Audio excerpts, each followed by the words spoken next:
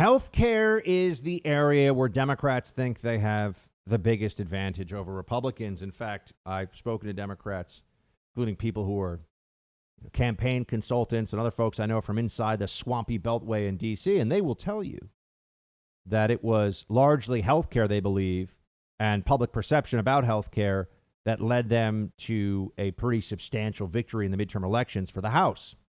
That was the favorite issue for those consultants to get Democrats elected. And part of the issue that we have to keep dealing with here is that Democrats have two things going for them: fear and short-term versus long-term when it comes to healthcare. Fear, of course, that everyone is going to be thrown, everyone's going to get pre-existing conditions and that they won't have coverage if they don't have Obamacare. The world's falling apart. This is all nonsense. Does anyone really feel like the country's markedly different since the passage of Obamacare when it comes to healthcare? You got more people on Medicaid, a lot more, millions more. Okay, fine. That's a welfare program. And you have an individual market with a lot of high deductible, pretty small network, crappy healthcare plans. And that's it. And an individual mandate that's supposed to financially buttress this whole thing, but that's now been taken away by the Trump administration. No, I understand this is not, we'll talk about the Borat movie and Giuliani and stuff later to get a little more spice into the show. Because I know this can feel a little bit like schoolroom stuff, but this matters. Matters to you, matters to me. I mean, producer Mark and I are about to be choosing our healthcare plans here coming up. I'm sure other people are in that, what do they call it when you're you're choosing the healthcare, the period? You know what I mean? Open enrollment. Thank you. Open enrollment. We're going to open enrollment. And you look at these plans, and somehow it feels like every year, plan gets more expensive, healthcare options get worse. And I don't mean that for any particular company. I just mean every year, those are the mandates that you see with Obamacare. Those are the mandates you see from the government, right? It's somehow healthcare keeps getting more expensive, and your access to healthcare is in many ways getting worse. Why is that going on? Well, it's because when Joe Biden talks about the market, he doesn't really understand what a real market is. A market is individuals making choices based upon price, right? That's how market actually works. You provide services and people consume services, and it's the free exchange thereof with price as the signal for what they want to do, what they don't want to do. We like to try to pretend that there should be no price in any of this, that you just get whatever you get. But that fails, and when I say we, I mean the Democrats and the people that are pushing this, that fails to take into account that it is in fact the case that healthcare is a limited good.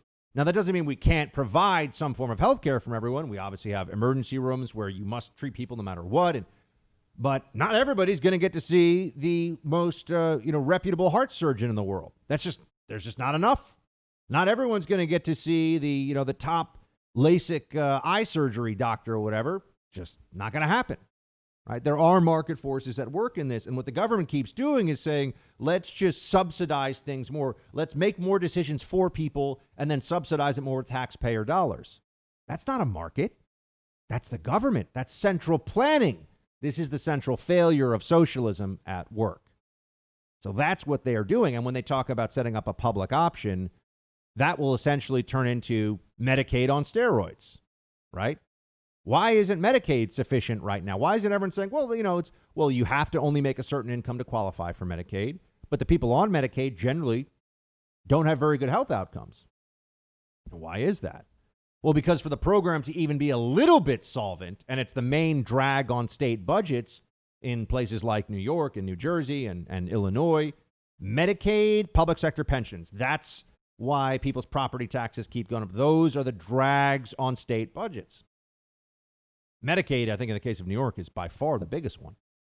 All right, well, then why? Medicaid is very expensive to the state, to the taxpayer, but doesn't have very good outcomes. Why is that? Well, because they, even at the level that they're currently providing Medicaid services, they have a lot of doctors that won't take it. And in fact, Medicare doesn't even, I know people love Medicare who have it, and it's a very popular program, but it's because what it effectively does is it's a intergenerational subsidy where the future generations have to pay a tab currently being run up by people getting Medicare. I know people don't like to hear that, but that's true. That's why you you take out twice what the average person, I should say, takes out of Medicare, twice what they pay into it. This is also why we have now a $5 trillion debt. I mean, I'm sure I got to check what the debt is right now. But you see, all of these are just ways of moving around money that comes from the taxpayer and not actually dealing with the real challenge here, the real issue, which is that unless you have real $27 trillion. That's right. We've got the $3 trillion extra this year. It has to be factored into the spending. $82,000 per U.S. citizen right now. $217,000 per taxpayer. That's where we are. The music's going to stop, and there aren't going to be enough chairs, but we'll have that conversation another day. No one really cares to hear that stuff anymore. So we'll just wait till the currency is worthless. Hey, then we'll figure it out. Good stuff. So the public option will create, just like Obamacare was the beginning of the push for Medicare for all, the public option becomes a push for single payer. Because you'll see people will say, okay, why wouldn't everybody just want to take the public option healthcare plan? Well, because there are going to be all kinds of restrictions on it. Otherwise, it's very, very expensive, right? So they're going to put all these restrictions, which means that you're not going to have great doctor networks and people aren't really going to like the plan. It's not going to cover that much. And remember, health insurance isn't really insurance as we have it. It's subsidies. It's all these cross subsidies. You don't have a health insurance so that if you have a heart attack and you have to have a stent put in and all this stuff, you don't get a $300,000 bill. That's part of it. But for most people, health insurance is, okay, I'm going to go to my ENT doc and I want to pay $20 or I want to pay $50 copay and that's it. Okay, well, the doc is charging your health insurer $300, $400, $500, right? So these are all just machines for redistributing money to people. And there's a lot of politics involved in all this. You create a public option, and what happens is that the public option, people get put onto it, and then there's all this political pressure for the public option to get more and more subsidies so that the plan can be better and better for the people who are on it. And eventually, you'll just start to say, okay, well, why should a private insurer, or rather, why should a private business insure its employees? Just go get the public option. And the public option is not that good, but now you have more and more people on it. So what do? They use their power at the ballot box to start saying, yeah, but we're going to take more of your money to make this a better option for us. Then private insurers start to say, we can't compete with this. This is crazy. And yes, then you get to single payer. And that's how it works.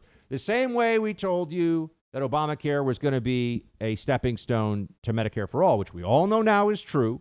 Oh, and that they were planning all along on giving Obamacare to illegal aliens. Remember on the debate stage during the Democrat primary? All those hands went up. Turned out we were right about that. I'm telling you right now, a public option. It is feasible to work at a public option where this wouldn't be the case, but why would Democrats want to do that? Because that would require telling people who have the public option, sorry, this is the best you can get right, and this is the best you're going to get. This is the best we can do while being fiscally responsible. Democrats aren't going to say that. They're going to say, oh, you're right. We got to cover everything. We got to cover your yoga lessons, too, so let's just jack up property taxes on people. That's the way it's going to work, folks. Then there's immigration. And this was interesting as well because it showed, one, that Joe Biden continues to repeat the original lies around the asylum at the border issue. Now, I went to the border multiple times, as you know, if you've been listening to me for a while, to spend time doing ride-alongs with Border Patrol, meeting with CBP, talking to people at the top level. We've had ICE and CBP and DHS chiefs on this show many times. It's a really important issue, and it's one that I find critical to the future of the country. And I just also think it's intellectually and politically fascinating. And here's the short version, in case you've forgotten. The asylum waves that were hitting the country about 2 years, a little over 2 years ago now, that was largely based on a loophole that had to do with people claiming that they were fleeing violence when really they were just fleeing a country with a crappy economy where they didn't want to still be. And they realized that if they came with a child, then they would go into a different part of the system and would immediately be released in the United States. And what people like me were saying at the time was they're not going to show up for their hearings. And this became the big debate. And all the libs, disingenuously, I think, many of them kind of knew. They were, laughing behind closed doors. They're saying this, oh, no, they'll all show up for their hearings. Why? why show up for a hearing when then you're running the risk of being denied asylum when you've already been released into the United States, and you're a very low, especially if you're a mother with a child, you're a very low deportation priority, so you're good. So it was just an open door for people to come into the country. And that's why you had, as I remember, Border Patrol told me, a 34-year-old pretending that he was 17 because it also was a different program for minors. So there were all these scams, and the cartels were making hundreds of millions of dollars helping people with these scams. And they were doing this through individuals referred to as coyotes, who are the human traffickers in this whole process.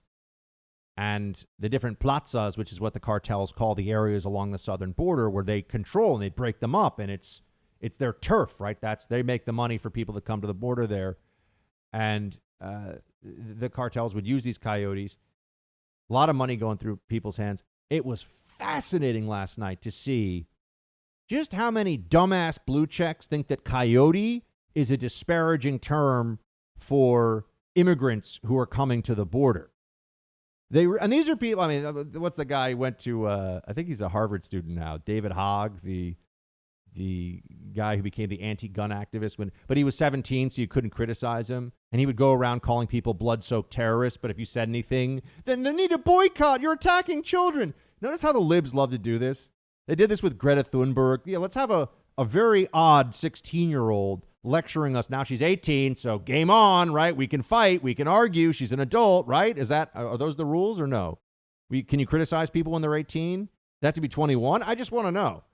They want people to be able to vote. Libs want people to be able to vote at 16, but I guess you can't criticize their politics until they're 18, 24, 28. I don't know. You can be on your parents' insurance until you're 26 with Obamacare, right? So maybe that's the new rule. I'm not sure. Of course, the rule changes depending on what Democrats need in the moment. But that guy Hogg, who's just, he had this whole thing about how coyotes was a terrible thing to say about people bringing their children to the border. It's like the coyotes are the cartel employees doing the human trafficking. You utter morons. Blue checks all over the internet last night. Coyote, oh my gosh. Coyote is like a racially disparaging term to no. This is the term everybody uses for human traffickers, which is a criminal act. And these are the kind of human traffickers when they work for the cartels who, they'll leave people in a really dangerous situation. They'll leave people to die out in the desert if they can't keep up, right? I mean, that's what happens. They're not good people. The coyotes are bad guys. But just as when Trump calls MS-13 animals, they say, oh my gosh, you mean those gang members who, rape and mutilate and murder people for sport? Trump called them animals? How dare he? The libs don't care. Whatever works for them. Whatever works to attack the president in the moment. But there was something worthwhile about this exchange on immigration last night because Biden said path to citizenship. It's amnesty, folks. He's telling you it's amnesty. This is the biggest single thing the Democrats are going to try to accomplish.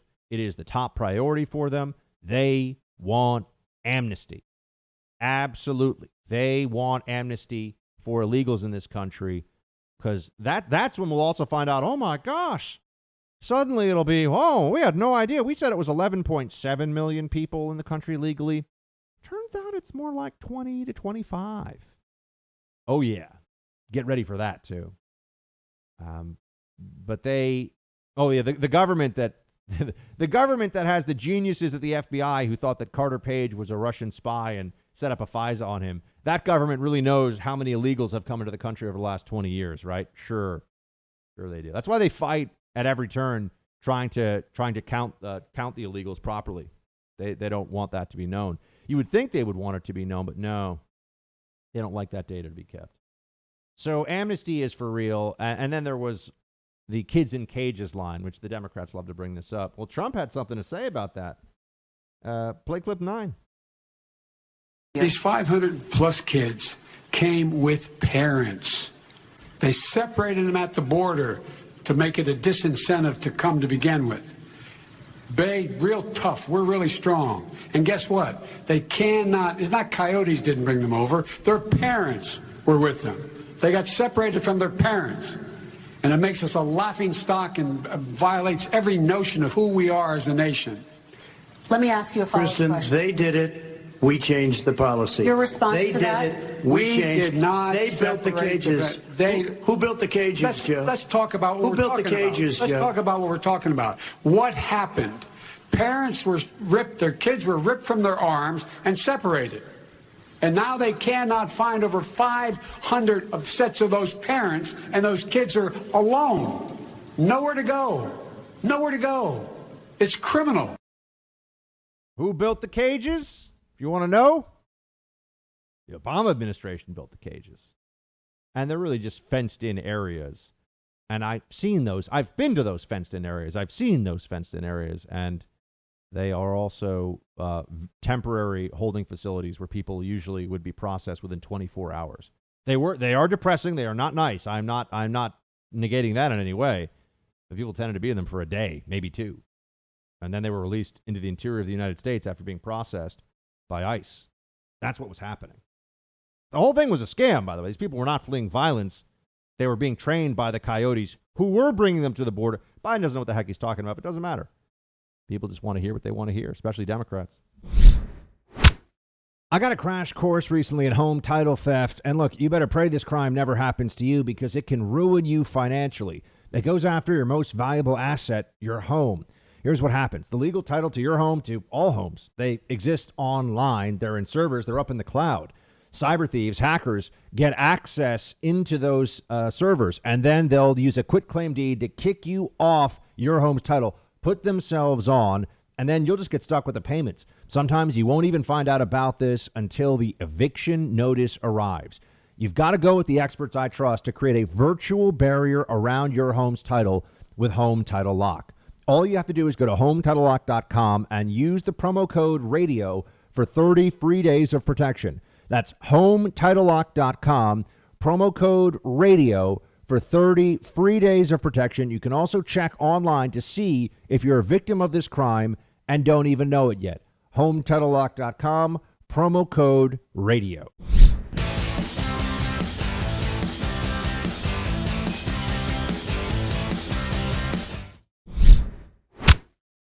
Well, first of all, I'm jealous. I would have liked to have been able to moderate that debate and to get a real exchange of views instead of hundreds of interruptions. I thought it was a good debate, a good substantive debate, two very competing visions for the country. I thought that Biden had many more specific plans, whether it came to how to handle COVID, whether it came to how to handle climate change, whether it came to how to handle health care.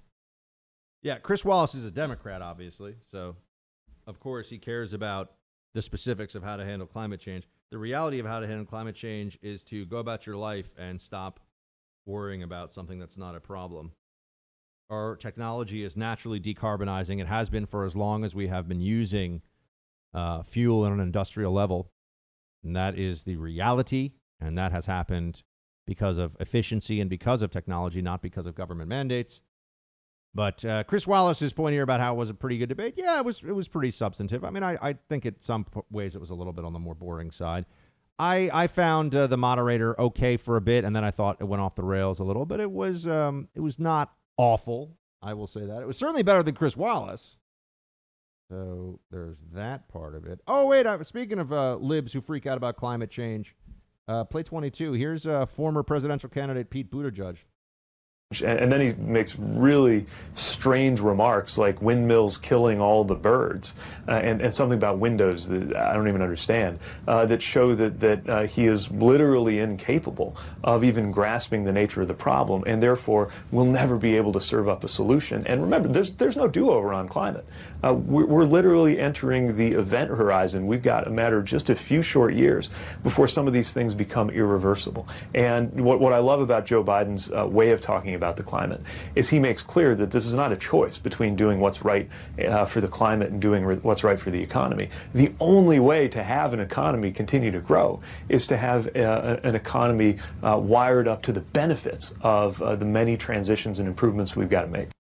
If there was money to be made with all this green stuff in the market, people would be doing it. What they're talking about is government control and subsidy for really what is a left-wing hobby horse, which is this climate change lunacy. And let me just also say this oh so smart, ha ha, what was he talking about? It is in fact the case that wind farms are like Cuisinarts for migratory birds. That's a fact. Hundreds of thousands of birds a year. Now, you could say this doesn't matter, but don't laugh at Trump about this. This is true.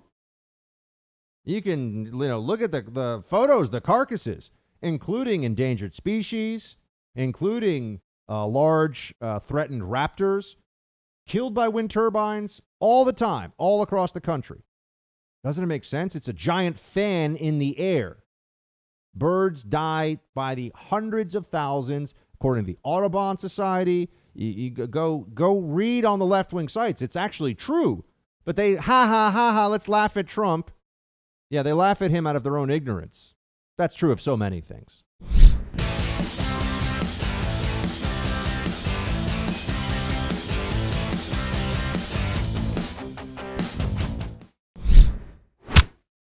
Lieutenant Babalinsky, Hunter Biden, the corruption, the mess, all of it from yesterday. We've got to talk about this, my friends. First, before we discuss what happened in the debate with regard to the Hunter Biden emails, let's talk about the press conference that was held right before by Tony Babalinsky. I'm just going to say this. It is a fun name to say. Tony Babalinsky. Here's what he said. Play one. On May 2nd, 2017, the night before Joe Biden was to appear at the Milken Conference, I was introduced to Joe Biden by Jim Biden and Hunter Biden. At my approximately hour-long meeting with Joe that night, we discussed the Biden's history, the Biden's family business plans with the Chinese, with which he was plainly familiar, at least at a high level. This is now somebody who's an eyewitness, who has the receipts, the documents to back this up, who's apparently even shared them now with the FBI, who is telling you that Joe Biden, was fully aware of the business dealings of Hunter Biden. Now, this is an important development because all along we were led to believe that Hunter Biden's a ne'er-do-well, and it's not Joe Biden's fault that his son, who is struggling with drug addiction and all kinds of other issues, was trying to make some money off of the VP dad. And maybe Biden didn't really know, and then you can't really blame him. And that was the story we were told. That story is no longer really credible. People would have a hard time, I think, now making a real case about that being a believable line. But Democrats don't care about what is believable. They care about what will work. Right. And this led up to a moment last night where, or I should say, this led to expectations for last night where people were thinking, oh, my gosh, Trump is going, during this face-off in the final debate, Trump is going to find a way to corner Biden on this issue, and they will have a real throwdown over what happened with Hunter's laptop. Here's for example, here's Trump saying that this is an issue and that Joe Biden then pushed it aside and acted like it was nothing. Play 5. This isn't about, there's a reason why he's bringing up all this malarkey. There's a reason for it. He doesn't want to talk about the substantive issues. It's not about his family and my family. It's about your family. And your family's hurting badly. If you're making if you're a middle-class family, you're getting hurt badly right now. You're sitting at the kitchen table this morning deciding, well, we can't get new tires, they're bald because we have to wait another month or so. Or are we going to be able to pay the mortgage? Or who's going to tell her she can't go back to community college? They're the decisions you're making. In the middle-class families like I grew up in Scranton and Claymont, they're in trouble. We should be talking about your families, but that's the last thing he wants to talk about. I want to talk about North Korea. I do want to turn to 10 seconds, Mr. President. That's 10 a seconds. typical political statement. Let's get off this China thing, and then he looks, the family, around the table, everything. Just a typical politician when I see that. Let's talk about I'm not North a typical Korea now. politician. Okay, that's why I got elected. Let's get off the subject of China. Let's talk sitting around the table. All right. Come on, Joe, you can do better. That was honestly probably my favorite moment of the whole night. I thought that was a particularly strong response from the president because it was so cheesy. This is not about my family. Stares right into the camera with his sort of Joe Biden look. This is about your family. Oh, thanks, Joe. Thanks. In case we weren't aware of that, it's about our family, really. You care so much. It's about people who can't buy the new tires and... Sure. Joe Biden doesn't worry about buying new tires because Joe Biden's worth about 10 or 15 million bucks, so that we know about. That's not stashed in a Cayman or Swiss bank account, courtesy of one of those LLCs from Hunter. Are we ever going to find out about that in time? No, unfortunately, we're not. But that was a classic Joe Biden moment. You know, just dodge the question and immediately jump into this, honestly, just this nonsense about, oh, that's your, that's about your family. Sure it is, Joe. Sure it is. And then Biden continued on to say that the Hunter stuff is all a lie and nobody believes it. Play 6. Joe, they're calling you a corrupt politician. Nobody. President Trump, I want to stay on the issue of race. We're talking about the issue. From hell. President Trump, we're talking about race right now, and I do want to stay on the issue of race. President Trump, I have to respond to that. Please, because look, very quickly. There are 50 former national intelligence folks who said that what he's accusing me of is a Russian plant. They have said that this has all the 5 former heads of the CIA, both parties, say what he's saying is a bunch of garbage. Nobody believes it except his and his good friend Rudy Giuliani. You mean the laptop is now another Russia hoax? That's exactly what. Is this that's where you're exactly going? what. This is told. Where he's going. The laptop is Russia, Gentlemen, Russia. I want to stay on the issue of race. You have to be kidding. Here we go again with Russia. Now, this is where I found the moderator annoying. Why do we have to stay on the top? They're having an exchange. Let them finish the exchange. Be quiet. This is the president and the would-be president on an issue that matters. And the whole thing. Does anyone even remember what they said about race? I mean, the journalists have to always ask questions about climate change and race, as if this is the obsession of all Americans. No, this is the obsession of a small segment of the left wing of the Democrat Party that happens to work in the news media. Everyone else is like, how do I get a job? How do I keep the job? How do I keep my money? How do I not have to go fight or send my children to fight in a war that doesn't make sense? Like, this is what normal people think about, but no. The journos have other thoughts in mind for us. But let's not forget, Joe Biden here is just lying about the Russia thing. I mean, he's being asked, are you saying this is a Russian disinformation? This is a Russian hoax? He's saying yes. That's absurd, friends. I mean, this is, come on, right? I mean, that's the claim. And somehow it didn't, you could feel it. There was no, this was a blow that did not land. And I don't really understand why. And I've been worried all along. I've been telling people this, this Hunter Biden stuff, this belief that Hunter Biden was going to bring down the campaign, I think is overblown. And I think that it reminds me a little of Benghazi, a little bit of the Durham probe and all that stuff. It just wasn't, not enough people care. Not enough people care. And that's why Joe Biden felt free to just tell, just a whopper. I mean, it's Russian disinformation. It's your son's laptop. And that was where I think the president could have said, are you denying that is your son's laptop? And really get that answer so that it's clear and everyone can hear it. But Biden did something here that was really noteworthy. He said, that's what, on the Russia issue, he's saying other people who are oh so smart and you should all trust, these 50 individuals from the intel community, they all want to work in a Biden administration, my friends. As I've been telling you all along, these are the former CIA director wants to be this, or the former deputy director wants to be the director under a Biden administration.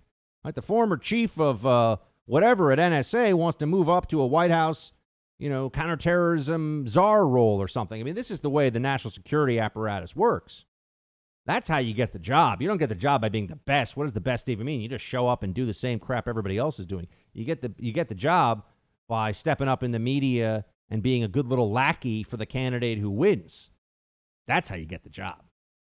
So Biden, though, kept putting it off on other individuals, other people who made the claim. And I think that's interesting because then he did something else, when he was pressed on, first Trump continued to try to press him on where the money comes from for these deals and everything else. Play 14. I don't make money from China. You do. I don't make money from Ukraine. You do. I don't make money from Russia. You made $3.5 million, Joe, and your son gave you. They even have a statement that we have to give 10% to the big man. You're the big man, I think. I don't know. Maybe you're not, but you're the big man, I think. Your son said we have to give 10% to the big man. Joe, what's that all about? It's terrible. So President Donald Trump accused Joe Biden of taking $3.5 million from Russia.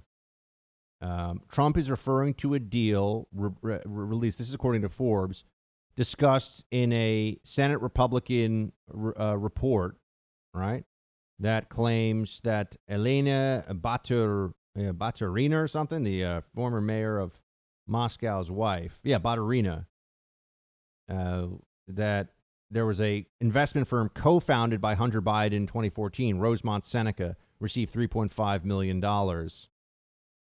So why would we not believe that happened, given all the other stuff we've seen? We know that Hunter was getting paid $50K or $80K or whatever it was a month by the Burisma board. Why wouldn't he be getting paid money by the mayor of Moscow's wife to his consulting firm? That's completely credible. They keep saying this is not true. They don't know that it's not true. They're just saying, well, we haven't seen the smoking gun evidence of this yet, but it seems entirely true. It seems entirely credible. And then that brings me to what I thought was a much more telling moment than many of the media picked up on. When Biden was asked specifically about taking foreign money, here was his answer. Play 18. I have not taken a penny from any foreign source ever in my life. We learned that this president paid 50 times the tax in China, has a secret bank account with China, does business in China, and in fact is talking about me taking money. I have not taken a single penny from any country whatsoever, ever. Number one. Number two, this is a president, I have released all of my tax returns, 22 years. Go look at them. 22 years of my tax return. You have not released a single solitary year of your tax return. What are you hiding? Why are you unwilling? The foreign countries are paying you a lot. Russia's paying you a lot. China's paying you a lot. And your hotels and all your businesses all around the country, all around the world. And China's building a new road to a new a golf course you have overseas. So what's going on here? Why don't release your tax return or stop talking about corruption? So I know there's a lot of stuff there, and it's a classic Biden answer, kind of rambly nonsense. But let's remember, he said that he has not taken any money from a foreign government. But that's not the allegation. I mean, the real allegation is that the money goes to Hunter Biden. And that's proven now. We know that happened. And then the question is, was that money in any way siphoned to Joe Biden? Now, I can tell you there are a lot of ways. There are a lot of ways where if you have somebody who has a pretty decent understanding of the financial system, money like that can be hidden and money can be transferred from one person to another, especially in a family context. So it wouldn't necessarily show up on his tax returns at all.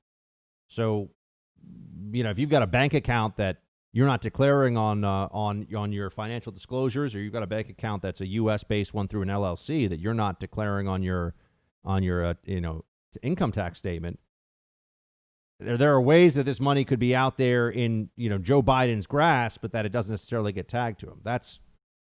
And we already know there's a possible money laundering investigation tied to Hunter Biden. And let's just also remember why then the talk in the emails, which was recklessly stupid, to put this in emails, just remember that, about giving 10% to the big guy. Does anybody think that's not Joe Biden? I'd love to hear that explanation. We know Hunter was doing these deals. He's already said he was. We know Hunter was making a ton of money. He's already said he was. We know it's Hunter's laptop. Proven, done. We know. We've seen the photos, and we don't have to get into that. So why is it not believable that at least Hunter was trying to get some money for his dad through these things, through these schemes? They don't have an answer for that, folks. And I think Joe Biden was very careful with his wording there on purpose. I have never taken money from them. Has he taken money from his son after it's been given to his son for consulting? That's the answer we really need.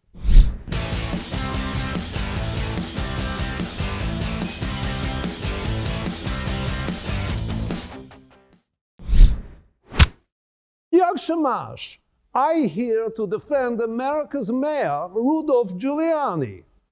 What was an innocent, sexy time encounter between a consenting man and my 15-year-old daughter have been turned into something disgusting by fake news media. I warn you, anyone else try this, and Rudolph will not hesitate to reach into his legal briefs and whip out his subpoenas. Dziękuję. Okay, so that's the latest from Sacha Baron Cohen as his Borat character. And this has led to a lot of media stuff about, a lot of media stuff about how Rudy Giuliani was, quote, touching himself or something in this interview. I've seen the video. It's a lie. He was just tucking in his shirt. He took a microphone out. And yes, an attractive blonde woman who was in her mid-20s, okay? The part of this that I really object to is I know they're going to say it's a joke, but it's really not funny to make a joke about, even in this context, about how he was with a 15-year-old. That's not funny, and I don't think it's meant to be. I think it's meant to be a kind of veiled smear because people will hear that and think that Rudy Giuliani must have thought she was 15. This woman's like 26 and an actress and, is an attractive woman. Is absolutely not in any way. No person on planet. She is not underage, and no person on Earth would look at her and think she was underage. Certainly not 15 years old. And it's a smear, folks. It's just a smear, and it's a shame. I actually used to think Borat could be kind of funny sometimes. It was always a little bit sophomoric humor, but this is now what you have to do if you're going to be in Hollywood and you're going to be considered somebody who is hip culturally and everything else. You watch the video of Giuliani, he didn't do anything. And I also think it's funny that the left, which is all about really making, sexual relations between men and women, the equivalent of like a handshake. I mean, it's just not a big deal. So what's the allegation that a woman posing as an attractive, age-appropriate female journalist was maybe trying to seduce Rudy Giuliani, who's unmarried, he's single? But this is supposed to be a big deal? And they set up a hidden camera. I think this whole thing was really gross. And I think it was really not funny. I think it was a political hit. I think it was done in bad faith. It wasn't amusing. And I think Sacha Baron Cohen is a punk. That's what I think. So I know people used to find that, Borat, my name is Borat, and all that stuff so funny. And I was one of them. But, another one, just kind of like the old Stephen Colbert. I'd watch that show. Can't watch him anymore. Same thing now with Borat.